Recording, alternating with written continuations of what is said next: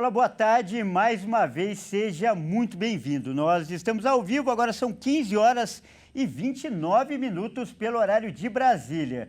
Eu sou o Kleber Werneck e a partir de agora você confere comigo as notícias do Brasil e do mundo nesta edição da tarde do Redação Hit.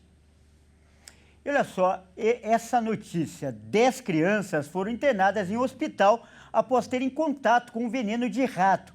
E esse caso aconteceu dentro de uma creche municipal aqui de São Paulo. O caso está sendo investigado pela Diretoria Regional de Educação. As crianças de idades entre 2 e 3 anos brincavam no parquinho da creche, quando tiveram contato com veneno de rato perto do parquinho, em área externa do Centro de Educação Infantil Diretti-Parque Novo Mundo, na zona norte de São Paulo. As mães dos alunos foram avisadas perto do horário da saída das crianças da creche, por volta das 5h30 da tarde. As crianças foram levadas para o Hospital Municipal Vereador José Storopoli, depois que a direção constatou que houve o contato com o veneno. Em nota, a Prefeitura informou que a escola passou por desratização em julho com instalação de armadilhas em locais sem acesso pelas crianças, segundo informou a direção da unidade. De acordo com a Prefeitura, parte do material de uma das armadilhas foi encontrado no jardim e assim que a equipe escolar tomou conhecimento da presença do produto, fez a retirada, higienização das mãos das crianças e encaminhamento para atendimento médico. E realmente essa história tem sido motivo de muita polêmica aqui em São Paulo, principalmente, é claro, por envolver crianças. E o nosso repórter, o Fernando Jesus, está lá em frente à creche onde tudo aconteceu e vai trazer informações ao vivo para a gente agora. O Fernando vai aparecer aqui. Boa tarde, Fernando. Seja muito bem-vindo ao nosso jornal. Como está a movimentação por aí?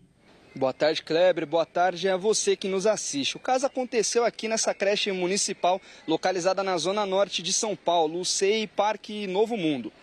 De acordo com as informações que temos, a escola passou por uma desratização em julho e a primeira reação dos funcionários ao ver que as crianças estavam passando mal foi de olhar as câmeras de segurança e, ao observar o que tinha acontecido, os funcionários lavaram as mãos das crianças e entraram em contato com as famílias enquanto encaminhavam elas para o hospital também aqui na zona norte de São Paulo.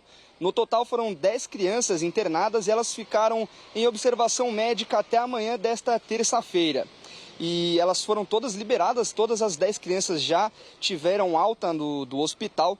Porém, amanhã elas terão que retornar para fazer novos exames, apenas para checar se realmente está tudo bem com elas e se a substância já saiu do organismo dessas crianças. Eu vou pedir para o nosso cinegrafista, o Giovanni, mostrar como está a movimentação neste momento aqui na creche. As aulas não foram interrompidas, tudo funciona normalmente. Neste momento as crianças estão nas suas salas de aula, mas um pouco mais cedo elas estavam no intervalo e todas elas brincando aqui no parquinho. Então o funcionamento da escola não foi afetado. Todas as crianças estão na sala de aula e eu conversei também com uma das mães que estava passando por aqui, uma dessas crianças que foi internada, e ela contou pra gente que ficou bem assustada quando recebeu a notícia, mas que a sua filha está bem neste momento e que amanhã ela vai retornar com ela para o hospital para realizar esses exames. Vamos conferir então como foi essa conversa com a mãe dessa criança. Você descobriu que a sua filha teve contato com o veneno de rato? Eu estava trabalhando, aí estava perto do horário deles de saída, que sai 5h30. A creche me ligou, era 5h25. Falando para mim comparecer no Hospital Vermelhinho, que é aqui do lado, inclusive, que as crianças tiveram contato com o veneno. Até então eu não sabia que veneno que era, né? Para mim, podia ser qualquer outro tipo. Aí fui pro hospital e eles chegaram junto comigo.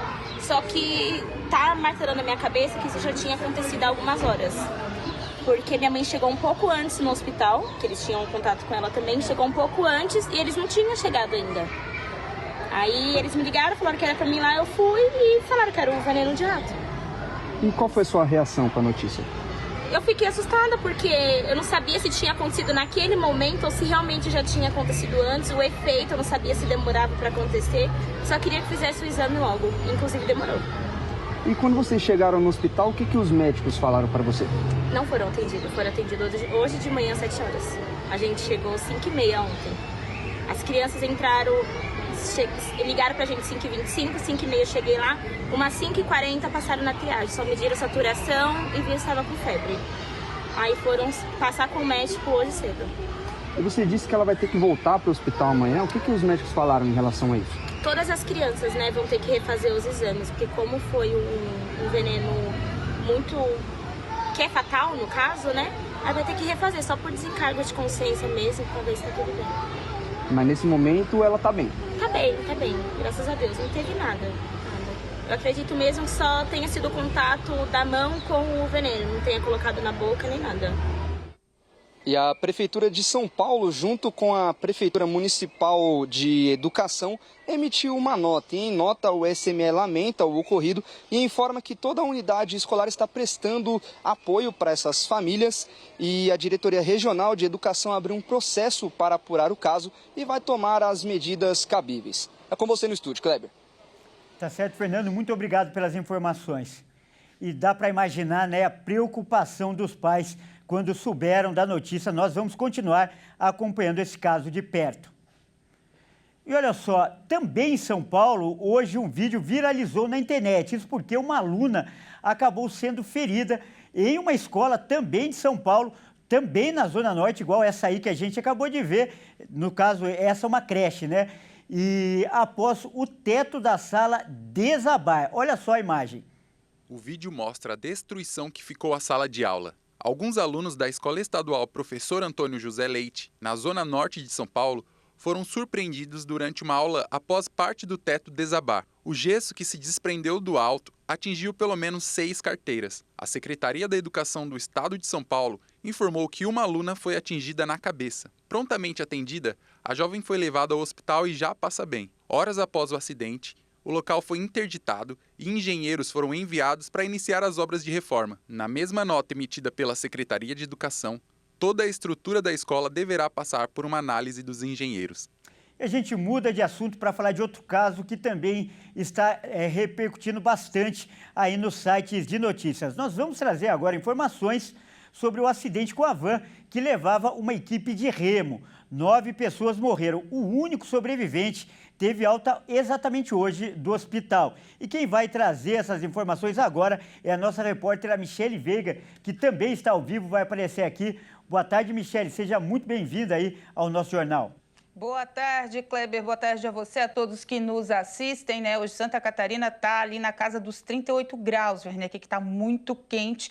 E falando dessa situação aí envolvendo os atletas que estavam indo para uma competição de remo, né? Um deles, o único sobrevivente, acabou sendo liberado ontem à noite ainda pelo hospital de Joinville, aonde o padrasto e a mãe dele chegou. Ele tem 17 anos e acabou sendo levado para a cidade de Pelotas, né, no Rio Grande do Sul, onde foi decretado lá luta oficial de 3 dias devido a esse acidente, devido a essa equipe ter aí se dizimado, né, nesse acidente, infelizmente. O motorista também da carreta foi liberado hoje também do mesmo hospital. Esses são os 2 únicos sobreviventes desse acidente que deixou essa equipe aí com 9 mortos, né, e as cidades enlutadas, né, o pessoal se perguntando, né, o que aconteceu.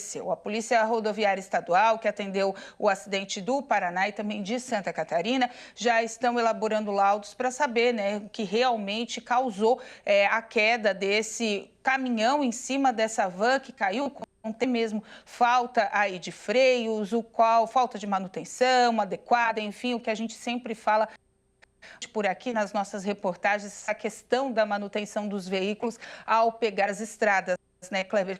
Chama atenção e, infelizmente, acaba ocasionando situações como essa. O velório coletivo vai acabar acontecendo lá na cidade de Pelotas, né? Entre as vítimas, 7 atletas, um treinador e um motorista da van que estavam lá. Esse jovem é o João Milgarejo, de 17 anos, que foi o único sobrevivente da van, já foi conduzido à cidade do Rio Grande do Sul, estava aqui em Joinville, em Santa Catarina. A gente vai acompanhar essa situação ainda, né, Kleber, para saber o que realmente aconteceu, com esse caminhão para causar esse acidente tão trágico, como você disse, chamou bastante atenção do país. Mais uma equipe, mais atletas aí que estavam indo representar o seu esporte, acabam aí falecendo nas estradas brasileiras. Isso também chama bastante atenção, porque eles precisam de apoio, né, Kleber? Se tivesse o apoio financeiro adequado, estariam viajando de avião, com mais, enfim. Infelizmente, a gente também ter esses atletas aí que representam suas cidades e o país.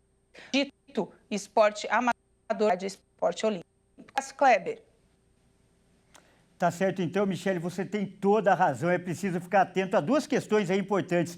Primeiro, né, a condição desses atletas e também a condição das estradas, a segurança para os motoristas. Eu agradeço muitíssimo a sua participação, sempre muito competente, trazendo aí os detalhes desse caso tão triste. Muito obrigado.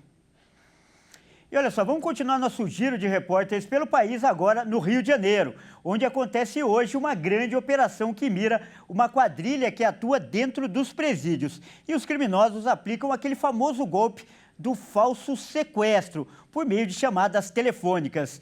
Eles teriam roubado, inclusive, mais de 70 milhões de reais das vítimas durante 2 anos. E quem vai trazer os detalhes agora é o nosso repórter, o Anderson Nascimento. Vai aparecer aqui na tela também. Boa tarde, Anderson, nosso grande parceiro, seja muito bem-vindo. Boa tarde, Kleber, e boa tarde para todos que acompanham Redação HIT. Olha, como você falou, uma quadrilha que atua dentro de presídios está movimentando milhões de reais através de golpes feitos pelo celular. Olha, pode parecer até piada, Kleber, mas não é. A Operação 13 Aldeias da Polícia Civil, já tem aí focado alguns chefes dessa quadrilha que estão dentro dos presídios ainda atuando. Os chefes do comando, que são Marcelo Oliveira, o Tomate, Avelino Gonçalves, o Alvinho, Ricardo Martins, o da Lua e Jailson Barbosa, o NEM, estão encarcerados e são alvos desta ação. Os agentes da Delegacia Antissequestro, com o apoio do Ministério Público do Rio de Janeiro e da Subsecretaria de Inteligência da Administração Penitenciária, saíram para cumprir também 40 mandados de busca e apreensão. Entre os alvos estão 5 policiais penais suspeitos de ajudar os criminosos. E o crime acontecia assim, Kleber. De posse de celulares, eles entram ilegalmente dentro dos presídios e criam uma indústria de extorsões. De acordo com a Polícia Civil, 1.663 pessoas físicas e 200 pessoas jurídicas foram utilizadas para fazer circular o dinheiro.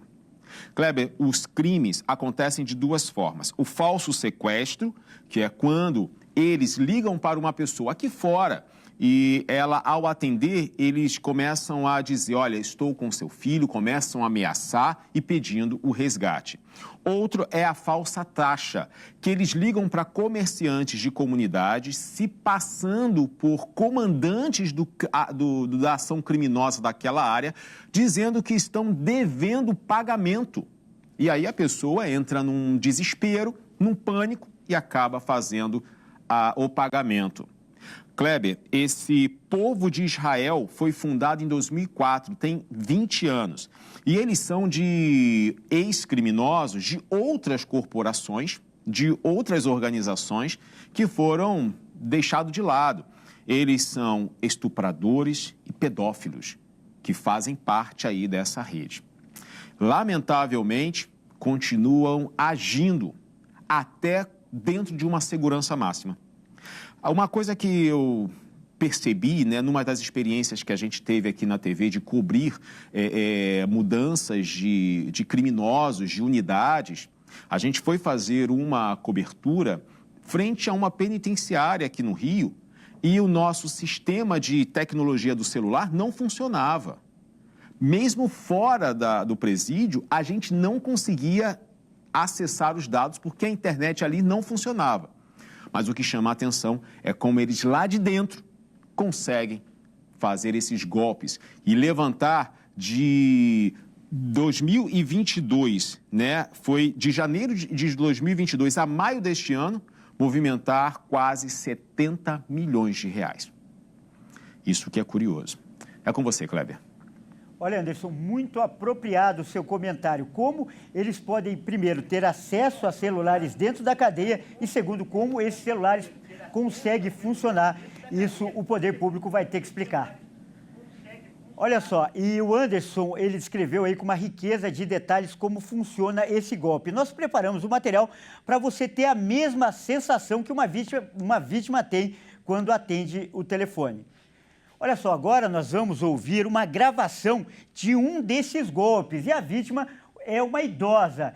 Os bandidos, eles se passam pela filha dela e a mulher ficou desesperada. Acompanhe aí nessa reportagem. Oi, mãe, eu estava aqui em casa. Dois homens armados. Entrou aonde, Sérgio? Quem que é a Sandra Elisângela? Eu sou da porta, mãe. É o seu, Elisângela? É. Entrou aí como, minha filha? Conversa com eles, não desliga, mãe. Oi, senhora, boa noite. Boa noite, moço. Tá, eu prometo pra senhora que ninguém aqui vai tocar no fio de cabelo dela, tudo bem? Tudo bem? Tudo bem. Só vai acontecer maldade com ela se a senhora desligar ou se a senhora falar pra alguém o que está acontecendo. Eu só confio na senhora que é a mãe, tá certo? Sim. Tá certo? Posso explicar o mal entendido que está acontecendo pra mim entregar sua filha da mesma forma que peguei? Posso? Posso? Posso? Se a senhora sair do telefone ou se a senhora falar pra alguém, eu mato ela. A senhora quer isso? Não, moço, pelo amor de Deus. Então, tudo bem. Eu posso confiar na senhora, no seu amor de mãe, explicar o mal entendido que aconteceu pra mim e te entregar sua filha? Mãe! Meu amor, a senhora tá ouvindo? Tô, moço. Ó, se a senhora não conversar comigo, eu vou achar que a senhora vai mandar a polícia vir aqui. Eu vou tirar a vida da sua filha. Hein? Tá, ela reagiu a um assalto. Eu só coloquei ela no meu carro pra fugir da polícia. Mas a minha intenção não é matar nem fazer covardia, tudo bem? Eu preciso de uma ajuda da senhora e ela me garantiu que o que a senhora pudesse fazer pra ajudar, a senhora faria. Ela falou a verdade? Falou a verdade? Tá, mas primeiro eu quero saber quem está em casa com a senhora. Hein? Mas ele não vai saber de nada não, né? Tá, eu preciso de uma quantia em dinheiro pra me levar lá e agora pra senhora. A senhora paga? Moço, eu não tenho dinheiro não, moço. Deixa minha filha. Mãe! Mãe! Mãe! Não tem dinheiro não, moço. Mãe! Tá ouvindo, mãe? Mãe! Tá ouvindo? Pois é, indignante. E olha só, lá no Mato Grosso do Sul, quem estava aplicando os golpes eram algumas oficinas mecânicas. Olha só, elas cobravam preços abusivos pelos serviços e as principais vítimas eram mulheres e idosos. 6 pessoas foram presas pela polícia. E a nossa repórter, a Carol Oliveira, ela vai contar para a gente agora como esse grupo atuava. Muito boa tarde, Carol. Boa tarde, Kleber. Boa tarde a todos. As investigações da Polícia Civil apontaram que os clientes eram atraídos pelos baixos preços dos serviços automotivos oferecidos pela oficina mecânica que fica em Campo Grande, capital de Mato Grosso do Sul.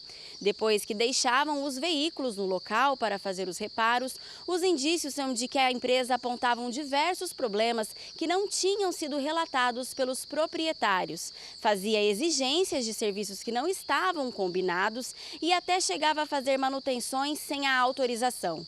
Somente em um grupo de relatos de consumidores na internet já tem mais de 20 reclamações contra a mesma empresa. O caso, que teve um desdobramento essa semana, veio à tona em março deste ano, quando uma das vítimas registrou um boletim de ocorrência. Ao denunciar, ela relatou que teria contratado um serviço por R$ 500, depois informada que o valor foi atualizado para R$ 2.600. E quando foi buscar o carro, recebeu uma cobrança de R$ 6.600. Como não tinha condições financeiras de pagar esse montante, ela deixou o carro na mecânica e voltou dias depois, acompanhada de uma advogada. Mesmo com o mandado de busca, a empresa teria se negado a liberar o carro e foi necessário acionar a polícia militar para que a dona conseguisse que o veículo fosse retirado de lá.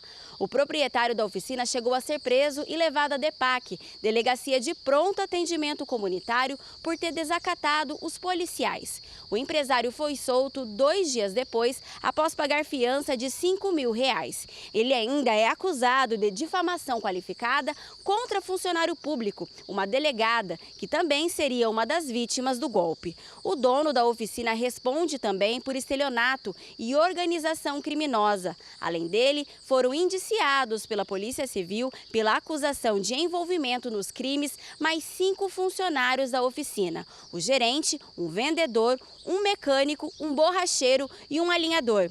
No inquérito, a Polícia Civil relata que o dono da rede orientava funcionários a aplicarem as altas cobranças pelos serviços, principalmente em mulheres e idosos, por serem considerados por eles vítimas mais fáceis. Os envolvidos não se manifestaram ainda sobre as acusações. É com você, Kleber. Muito obrigado, Carol. E o brasileiro não tem paz mesmo, né? Nem no celular, nem sequer na oficina. E olha só que história incrível nós vamos mostrar agora. Um avião da Força Aérea Brasileira caiu perto de Natal, no Rio Grande do Norte, nesta tarde. Aconteceu agora há pouco e essa queda foi logo após a decolagem. O piloto do caça F-5 teria conseguido se ejetar antes da aeronave colidir com o solo. Vamos ver. O avião caiu em Parnamirim, município da Grande Natal, em uma área de mata próxima a vários condomínios residenciais. De acordo com a Força Aérea, o piloto conseguiu se ejetar antes de o caça colidir com o solo e foi resgatado por uma equipe de salvamento da própria FAB. A aeronave, um caça F-5M, da Força Aérea Brasileira, se acidentou durante um voo de treinamento para a Operação Cruzeiro do Sul, a Cruzex, que é o maior exercício de guerra aérea da América Latina, e que em novembro receberá aeronaves e pilotos de vários países. Informações preliminares dão conta que logo após a decolagem, o caça teve problemas. Moradores da região contaram que ouviram um barulho muito alto e puderam ver a nuvem de fumaça que se formou logo após a queda. O Corpo de Bombeiros foi acionado e enviou 2 equipes para conter o avanço do fogo na vegetação, a fim de evitar que se alastre para áreas próximas. A FAB informou que o acidente será investigado pelo Centro de Investigação e Prevenção de Acidentes Aeronáuticos, a CENIPA. Segundo informações iniciais, o piloto está bem. Ele teria reportado fogo no motor logo após a decolagem. Bom, e agora é hora de falar de esportes aqui na edição da tarde do Redação Hit. E quem está aqui ao meu lado vai trazer as informações é o Caio Veríssimo. Aliás, boa tarde, Caio. Seja muito bem-vindo para falar do jogão que acontece hoje pela Copa Libertadores da América, né, Caio? Exatamente, Kleber. Boa tarde a você, boa tarde a todos que nos acompanham. Bom, lá em Minas, a metade do estado não se fala em outra coisa. Hoje é dia de decisão. E para entrar nesse clima de guerra, a direção do Atlético Mineiro mandou fazer mudanças até mesmo no estádio. Vamos conferir. Na noite de hoje, às 21h30, o Atlético Mineiro vai receber o tetracampeão continental River Plate na Arena MRV pelo jogo de ida das semifinais da Libertadores.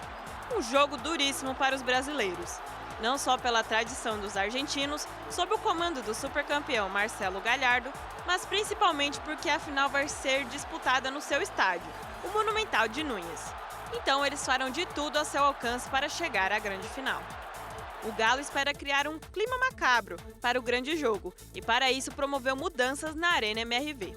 O clube contou com a ajuda de artistas para pintar os corredores de acesso ao vestiário dos visitantes, com imagens do Galo Doido, mascote do Atlético, e registro de torcedores na famosa Rua de Fogo. O clube pretende ter também um sistema especial de iluminação e de som no espaço. As torcidas já estão em clima de guerra, tendo inclusive protagonizado uma confusão em Divinópolis, onde os torcedores argentinos estavam hospedados. Em Belo Horizonte, a torcida do Atlético Mineiro espalhou cartazes roxis em torno do estádio. O Galo chega embalado para a decisão após ter vencido o Vasco e se classificado para a final da Copa do Brasil. Já o River Plate vem de 3 tropeços seguidos no Campeonato Argentino, mas ainda não perdeu nessa edição da Libertadores. Na história, Galo e River já se enfrentaram 3 vezes, sendo 3 vitórias do Atlético, um empate em um amistoso em 1985 e uma vitória do River na primeira partida de disputa entre eles em 1978.